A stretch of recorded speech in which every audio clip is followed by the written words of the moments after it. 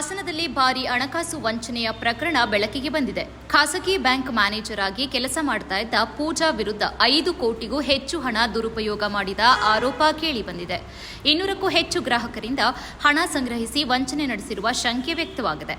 Fixed deposit ಇಟ್ಟರೆ 1 ಕೋಟಿ ರೂಪಾಯಿ ಲೋನ್ ಮಾಡಿಸಿಕೊಡುತ್ತೇನೆ ಎಂದು ನಂಬಿಸಿ ಲಕ್ಷಾಂತರ ರೂಪಾಯಿ ಪಡೆದುಕೊಂಡಿರುವ ಆರೋಪವೂ ಕೇಳಿಬಂದಿದೆ.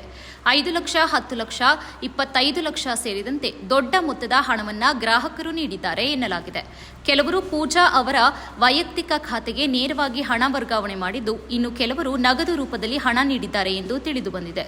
ಹಾಸನದ ತಣ್ಣೀರುಹಳ್ಳದಲ್ಲಿರುವ ಖಾಸಗಿ ಬ್ಯಾಂಕ್ನಲ್ಲಿ ಕಾರ್ಯನಿರ್ವಹಿಸ್ತಾ ಇದ್ದ ಪೂಜಾ ಕಳೆದ 3 ದಿನಗಳಿಂದ ಕಾಣೆಯಾಗಿರುವ ಮಾಹಿತಿ ಲಭ್ಯವಾಗಿದೆ.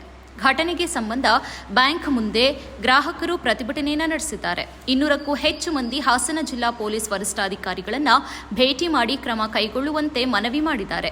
ಈವರೆಗೆ 45ಕ್ಕೂ ಹೆಚ್ಚು ಗ್ರಾಹಕರು ನಗರದ ಪೆನ್ಷನ್ ಮೊಹಲ್ಲಾ ಪೊಲೀಸ್ ಠಾಣೆಯಲ್ಲಿ ಪೂಜಾ ವಿರುದ್ಧ ದೂರನ್ನು ದಾಖಲಿಸಿದ್ದಾರೆ. ಪೊಲೀಸ್ ಇನ್ಸ್ಪೆಕ್ಟರ್ ಗೋಪಿನಾಥ್ ಅವರೊಂದಿಗೆ ಪೀಡಿತರು ಚರ್ಚೆಯನ್ನ ನಡೆಸಿದ್ದು ದಾಖಲೆಗಳನ್ನು ಸಲ್ಲಿಸಿದ್ದಾರೆ. ಪ್ರಕರಣದ ಕುರಿತು ಪೊಲೀಸರು ತನಿಖೆ ಆರಂಭಿಸಿದ್ದಾರೆ. ಇನ್ನಷ್ಟು ಮಾಹಿತಿ ನಿರೀಕ್ಷಿಸಲಾಗಿದೆ.